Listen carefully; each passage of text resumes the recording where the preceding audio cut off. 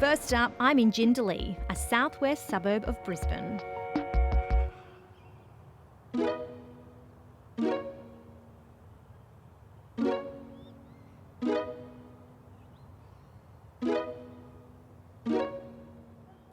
I'm in Jindalee today, southwest of the Brisbane CBD, and I'm going to show you through an architecturally designed home where the success is in its subtlety.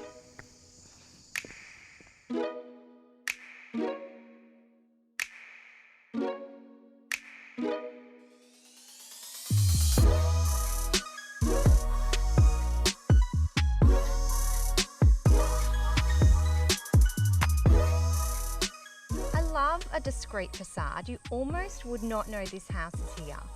It's so good, isn't it? And these original features of the home, Carleen, you know, the driveway, the beautiful light, they've all been crafted over time with love by people who've owned this house in the past. So for us, it was really important to keep that language and not muck about too much with what we've done at the front here. So I take it this is a renovation? It is a renovation, yes. What was here and what did you do? We've dressed up the front a little bit with some subtlety in terms of the gutter line that we've done there and new roofing which has been put on. We've redone this front element there in a black to just pick it out and lifted it forward. You know, there's subtle changes but nothing really over the top. The front door was the front door. It looks very on brand with what you do best. So it's, you know, it's subtle but it's sleek, it's modern. What's your favourite part? I think my favourite part is that the clients are happy, right? The owners that are loving living in this home. That's a good answer.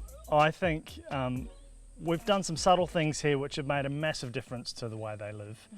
I'm really looking forward to showing them to you. I'm very excited to see it. Should we take a look inside? Let's do it. Okay.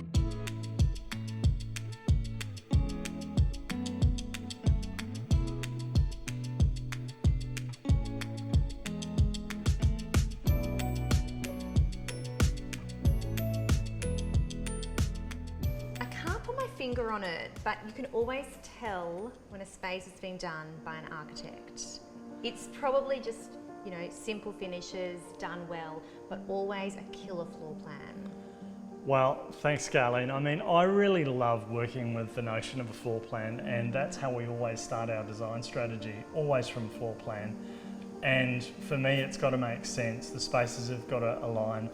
You jumble it around a little bit. It's a bit like playing Tetris. You talk to your client, you ask them what they're trying to do with the relationship between how they live, and we always end up with what I think is the right floor plan. Yeah. And then from there you can start introducing those other ideas which we're all fundamentally thinking about already, which is the three-dimensional space, the light quality, the ventilation. So talk me through what was here and what you've done. So this house was a very, very, very standard rectilinear mid-century modern home. We were lucky to have the original floor plans which were given to the client by the other owner when they purchased the home. So that enabled us to really get an understanding of what was going on and how it was built. When we came in here, we found there were all these dummy rafters that had been thrown across the space that were doing nothing, and it was really hunkering down the space. It's quite dark in here. You know, the typical gable roof sloping down towards the north, so there was not a lot of light and it felt cramped. So our strategy then, once we got the floor plan aligned, is to maybe brighten the space up. So we did that through using three-dimensional space and height and volume in the roof plan to create a sense of space, even though we only extended the floor plan by 1.5 metres in one direction.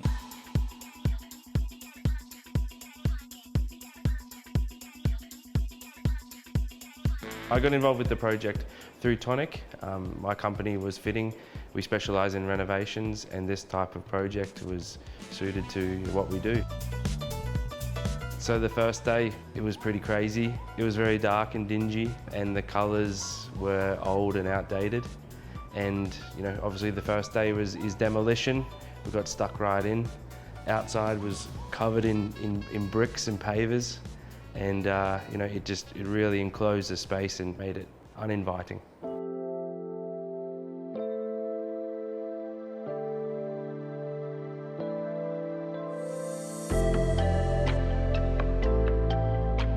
It is a clever use of space because it doesn't feel like a huge footprint.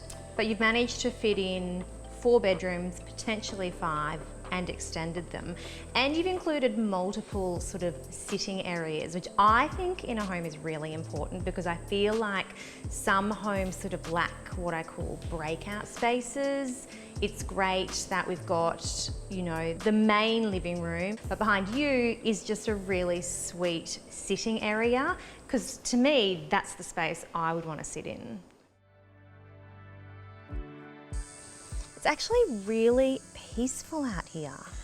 Yeah, pretty unusual for a suburb like this. Yeah.